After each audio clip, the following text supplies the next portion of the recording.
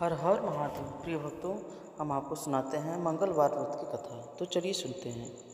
बृहस्पतिवार का दिन भगवान विष्णु को समर्पित है। कहते हैं कि जो व्यक्ति हर गुरुवार को भगवान विष्णु की पूजा करता है और गुरुवार की कथा सुनता है, गुरु बृहस्पति भगवान की ओर भगवान विष्णु की पूजा से कृपा से उनकी सभी परेशानियाँ दूर हो जाती हैं। अब तो चलिए सुनते हैं बृहस्पतिवार की कथा। प्राचीन समय की बात है कि भारतवर्ष में एक राजा राज्य करता था। वह बड़ा प्रतापी, दान देने वाला, वह नित्य गरीबों और ब्राह्मणों की सेवा सहायता करता था। वह प्रतिदिन मंदिर में भगवान को दर्शन करने को जाता, लेकिन यह बात उसकी रानी को अच्छी नहीं लगती थी। वह न ही पूजन करती और न ही दान करती और न मन करता। एक दिन राजा शिकार खेलने वन को गया हुआ था, तो रानी और दासी महल में अकेली थी। उसी समय बृहस्पति साधु का भेष राजा के महल में भिक्षा के लिए गया और भिक्षा मांगी, तो रानी ने भिक्षा देने से मना कर दिया। रानी ने कहा कि साधु महाराज, मैं तो दान पुण्य से तंग आ गई हूँ। इस कार्य के लिए मेरे पतिदेव ही बहुत हैं। अब आप ऐसी कृपा करें कि सारा धन नष्ट हो जाए तथा मैं आराम से रह सकूँ। साधु ने कहा, देवी तुम तो बड़ी अभागी हो। धन और संतान तो कौन दुखी होता है, इसकी सभी कामना करते हैं। पापनी भी पुत्र और धन की इच्छा करती है। अगर तुम्हारे पास अधिक धन है तो भूखे मनुष्यों को भोजन कराओ, प्याव लगाओ, ब्राह्मणों को दान दो, कुआं, तालाब, बाग, बावड़ी आदि का निर्माण कराओ, मंगल पाठशाला बनवाओ, निर्धन की कुमारी कन्याओं का विवाह कराओ, साथ ही यज्ञ आदि का धर्म करो, अपने धन को शुभ कार्यों में खर्च करो। नाम परलोक में सार्थक होगा एवं स्वर्ग की प्राप्ति होगी। लेकिन रानी पर उपदेश का कोई प्रभाव न पड़ा। और बोली, महाराज मुझे ऐसे धन की आवश्यकता नहीं जिसको मैं अन्य लोगों में दान दूँ, जिसको रखने और संभालने में मेरा सारा समय नष्ट हो जाए, मैं आराम से रह सकूँ। सारा धन नष्ट हो जाएगा तब मैं आराम से रह सकूँगी। साधु ने उत्तर दिया, ये तुम्हारी ऐसी इच्छा तो ऐसा ही होगा। मैं तुम्हें उपाय बताता हूँ, ऐसा ही करना। बृहस्पतिवार के घर को गोबर से लीपना, अपने केसों को धोना पीली मिट्टी से, और राजा से कहना कि बृहस्पतिवार को हजामत बनवाए। भोजन में मांस, मदिरा, प्याज खाना, कपड़ा धोबी के धुलने देना। ऐसा करने से 7 गुरुवार करने से तुम्हारा सारा धन नष्ट हो जाएगा। इतना कहकर साधु महाराज वहाँ से आलोक हो गए। और इसके बाद रानी ने वही किया जो साधु महाराज ने कहा था। 3 बृहस्पतिवार ही बीते थे, उसका समस्त धन नष्ट हो गया तथा दोनों भोजन के लिए तरसने लगे। तब एक दिन राजा ने रानी से कहा कि हम यहाँ पर रहे, मैं दूसरे देश को चाकरी के लिए चला जाता हूँ, क्योंकि यहाँ पर मुझे सभी मनुष्य जानते हैं, इसलिए कोई कार्य नहीं कर सकता। देश की चोरी परदेश की भीख बराबर। ऐसा कहकर राजा परदेश चला गया। वहाँ जाकर जंगल में लकड़ी काट कर लाता, शहर में बेचता, इसी तरह अपना जीवन व्यतीत करने लगा। इधर राजा के बिना रानी और दासी दुखी रहने लगी थी। किसी दिन भोजन मिलता, किसी दिन बिना जल पीकर ही रह जाती। एक समय था जब रानी और दासी को 7 दिन तक बिना भोजन के रहना पड़ा। तो रानी ने दासी से कहा कि दासी, पास ही नगर में मेरी बहन रहती है, बड़ी धनवान है, तो उसके पास जा और उससे 5 सेर भेजन मांग ला, ताकि कुछ समय के लिए थोड़ा बहुत गुजर बसर हो जाएगी। रानी दासी की बहन के पास गई और उस दिन बृहस्पतिवार था और रानी की बहन बहुत उस समय बृहस्पति की कथा सुन रही थी। दासी रानी की बहन को अपनी रानी का संदेश दिया, लेकिन रानी की बहन ने कोई उत्तर नहीं दिया। जब दासी को रानी की बहन से कोई उत्तर नहीं मिला तो बहुत दुखी हुआ, उसे क्रोध भी आया। दासी ने वापस आकर रानी को सारी बात बता दी। यह सुनकर रानी ने कहा कि हे दासी, इसमें क्या उसका कोई दोष नहीं है। जब बुरे दिन आते हैं तब कोई सहारा नहीं देता, अच्छे बुरे का पता विपत्ति में ही लगता है। जो ईश्वर की इच्छा होगी वही होगा, यह सब हमारे भाग्य का दोष है। यह सब कहकर रानी ने अपने भाई को कोसा। उधर रानी की बहन ने सोचा कि मेरी बहन की दासी आई थी, लेकिन मैं उससे नहीं बोली, इससे वो बहुत दुखी हुई होगी। कथा सुनकर पूजन समाप्त कर वह अपनी बहन के घर आई और कहने लगी कि बहन, मैं बृहस्पतिवार का व्रत कर रही थी। दासी तुम्हारी दासी आई, लेकिन जब तक कथा होती तब तक न उठते हैं न बोलते, इसलिए मैं न बोली। कहो दासी क्यों आई थी? रानी बोली, बहन, हमारे घर अनाज नहीं था। ऐसा कहते कहते रानी की आंखें भर आई और उसने दासी को और अपना 7 दिन तक भूखा रहने की बात अपनी बहन को बता दी। इसलिए मैंने दासी को तुम्हारे पास 5 सेर भेजन लेने के लिए भेजा था। रानी की बहन बोली, बहन देखो, प्रसिद्ध देव उस सभी की मनोकामना पूर्ण करते हैं। देखो, शायद तुम्हारे घर में अनाज रखा हो। पहले तो रानी को विश्वास नहीं हुआ, परंतु बहन के आग्रह करने पर उसने दासी को अंदर भेजा। दासी घर के अंदर गई तो वहाँ उसे एक बड़ा बेझर से घड़ा मिला। उसे बड़ी हैरानी हुई। उसने बाहर आकर रानी को बताया। रानी दासी से कहने लगी, रानी, जब हमको भोजन नहीं मिलता है तो हम रोज़ व्रत करते हैं, तो इसलिए क्यों ना इनसे व्रत की विधि और कथा पूछ ली जाए, उसे हम भी किया करें। दासी के कहने पर रानी ने अपनी बहन से बृहस्पतिवार के पूछा। बहन ने बताया, बृहस्पतिवार के व्रत में चने की दाल, गुड़ से, मुनक्का से, विष्णु भगवान के केले की जड़ में, वृक्ष की जड़ में पूजन करना करे तथा दीपक जलावे, कथा सुने और इस दिन एक ही समय भोजन करें। भोजन पीले खास पदार्थ का सेवन करें, इससे गुरु भगवान प्रसन्न होते हैं, अन्न पुत्र धन का वरदान देते हैं, साथ ही सभी मनोकामना पूर्ण करते हैं।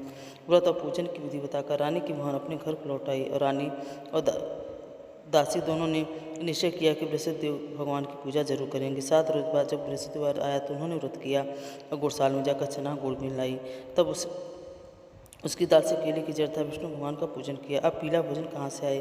दोनों बड़ी दुखी हुई। उन्होंने व्रत किया था, इसलिए विष्णु भगवान प्रसन्न थे। एक साधारण व्यक्ति के रूप में 2 थालों में पीला भोजन देकर आए और दासी को देकर बोले, हे दासी, यह भोजन तुम्हारे और तुम्हारी रानी के लिए है, इसे तुम दोनों ग्रहण करना। दासी भोजन पाकर बहुत प्रसन्न हुई। उसने रानी से कहा, चलो रानी जी भोजन कर लो। परंतु रानी को भोजन आने के बारे में कुछ पता नहीं था, इसलिए उसने दासी से कहा कि दासी क्यों मेरी हंसी उड़ा रही है? दासी ने कहा, एक व्यक्ति भोजन दे गया है।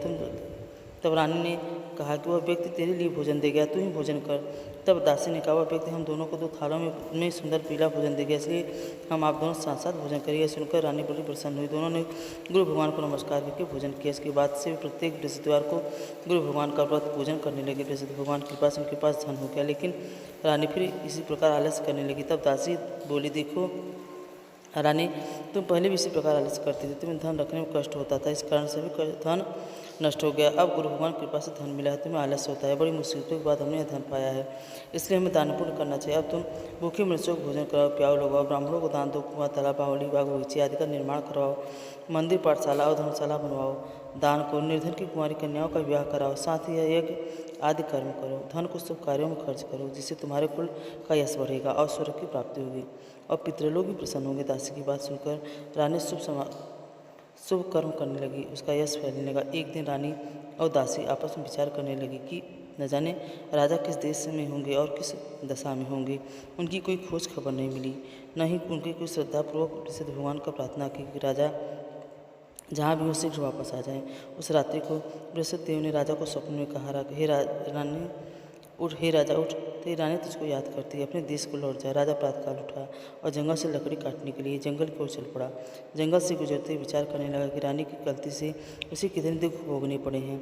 राजपाट छोड़कर जंगल में आकर रहना पड़ा, जंगल से लकड़ी काटकर शहर में बेचकर गुजारा करना पड़ा और अपनी दशा को याद करके व्याकुल होने लगा।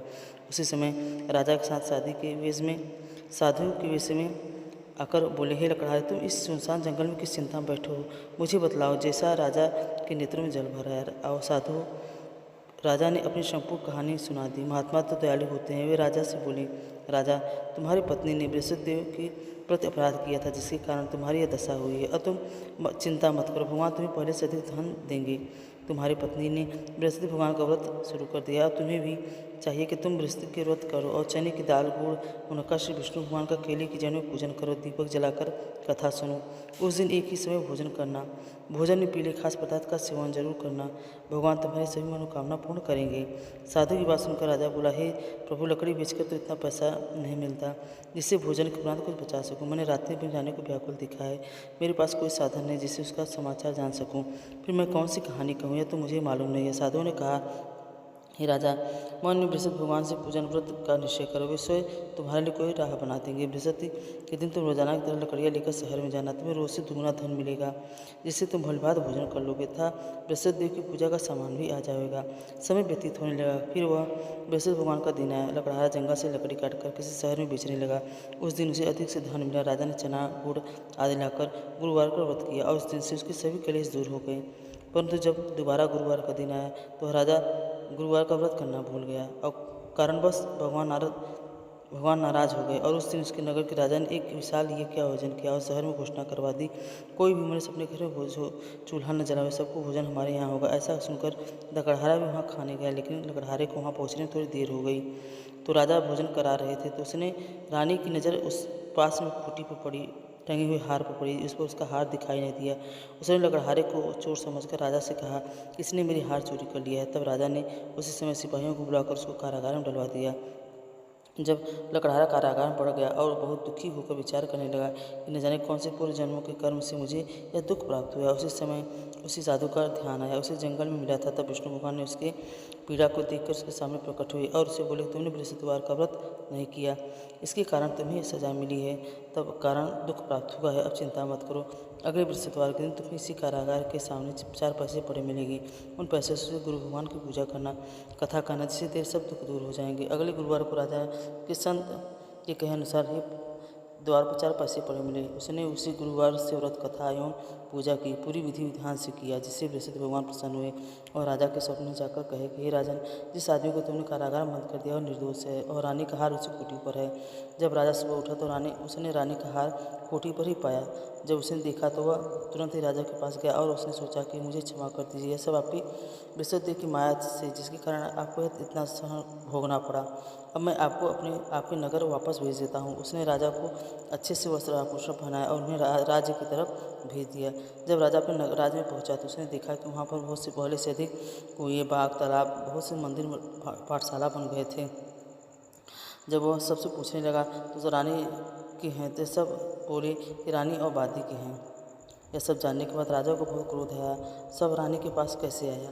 जब रानी को पता चला कि राजा नगर में आ गए हैं तो वह पति के पहुंचने का समाचार सुनकर के प्रसन्न हुई और द्वार पर खड़ी हो गई। राजा जैसे ही द्वार पर पहुंचा, उन्होंने तलवार निकाल के पूछा, धन कहाँ से प्राप्त हुआ है? तब रानी बोली, यह धन बृहस्पति देव के व्रत से प्राप्त हुआ है। तब राजा यह सुनकर बहुत प्रसन्न हुए और दोनों ने मिलकर गुरु भगवान का व्रत करने लगे। राजा विचार किया कि चलो अपनी बहन के यहाँ हो अभी। तब निश्चय कर राजा घोड़े पर सवार अपनी बहन के यहाँ चलने लगा। मार्ग में देखा तो कुछ आदमी एक मुर्दे को लिए जा रहे थे। उन्हें देखकर राजा कहने लगे, देखो भाई, मेरी गुरुदेव भगवान की कथा सुन लो। वे बोले, हमारा तो आदमी मर गया, इसको अपनी कथा की पड़ी है। कुछ ने मजाक सूझा, परंतु कुछ लोगों ने कहा कि राजी हो गए। राजा ने चने की दाल निकाली और कथा शुरू की। कथा आधा ही हुआ कि मुर्दा हिलने लगा और कथा समाप्त हो गई। तो मुर्दा राम राम का करके वो मनुष्य खड़ा हो गया। आगे मार्ग में से किसान में खेत हल चलाता मिला। राजा ने उसे भी कथा सुनने को कहा, परंतु किसान ने कथा सुनने से इनकार कर दिया और राजा जैसे ही आगे बढ़ा, उसके बैल के पैर में चोट लग गई और उसके सर में बहुत जोर का दर्द होने लगा। यह सब उसकी बुढ़ी माँ ने देखा तो राजा के पीछे दौड़ी उसके पास गई। मैं कथा सुनूंगी। जैसे उसने कहा, कथा सुनने के लिए कहा, किसान का एकदम स्वस्थ हो गया और उसके बैल भी चोट भी ठीक हो गया। राजा फिर अपनी बहन के घर पहुंचा। जब वह पहुंचा और सुबह उठकर देखा तो वहाँ पहले लोग भोजन करते हैं, बाद में अन्य कोई काम करते हैं। राजा बोला, ऐसा कोई व्यक्ति जिसने भोजन न किया हो और उसने कथा सुनाऊं? तब बहन बोलेगी, रुकिए भैया, अभी कोई नहीं है, मैं आज पड़ोस में देख कर आती हूँ। एक किसान का पुत्र था जो बहुत दिनों से बीमार, बुखार से ग्रसित था, बहुत दिनों से खाना नहीं खाया था। तब राजा ने उसके पास गया, उसे कथा सुनाई। बृहस्पति देव की कथा सुनते उसका बुखार ठीक हो गया। फिर राजा ने भोजन किया। जब राजा आगे घर जाने लगा तो अपनी बहन से कहा कि बहन तुम भी चलो। तब बहन की सास ने कहा, तुम्हारी बहन तो जाएगी पर पोता नहीं जाएगा। तब राजा कहता है कि जब बहन जाएगी और उसका लड़का नहीं जाएगा तो वो जाकर क्या करेगी? राजा वहीं से दुखी मन लौट आया। जब वो घर पहुंचा तो रानी से कहा कि आप दुखी क्यों हैं? तब राजा ने कहा कि बृहस्पति की कृपा से हमें धन संपत्ति सब प्राप्त हुआ है, लेकिन हमारा कोई पुत्र नहीं है जिससे हमारा वंश चले। तब रानी ने बोला कि जब हम दुखी क्यों होते हो? जैसे बृहस्पति ने इतना हमें दिया है वह सब अवश्य देंगे, पुत्र अवश्य देंगे। कुछ समय बाद रानी की गर्भवती हुई और उसे एक सुंदर पुत्र प्राप्त हुआ। तब राजा की बहन ने पता चला तो घर पर पुत्र हुआ है। तब वो घर आई और बधाई लेकर। तब रानी बोली, घोड़ा चढ़कर तुम्हें आई तो गधा चढ़ी आई। उसकी बहन बोली, अगर तुम ऐसा कहते हो तो तुमको पुत्र कैसे प्राप्त होता है? मन क्रम वचन से गुरुवार का व्रत करता है, कथा सुनता है, उसको उसकी सभी मनोकामना पूर्ण होती है। भक्तों, आपको यह कथा कैसी लगी? अगर आपको यह कथा अच्छी लगी हो तो कमेंट में हमें ज़रूर बताएं। अगर आप हमारे चैनल पर नए हैं तो प्लीज़ हमें लाइक और सब्सक्राइब जरूर करें। तो अब हम सुनते हैं बृहस्पति देव की आरती। ओम जय बृहस्पति देवा, स्वामी जय बृहस्पति देवा।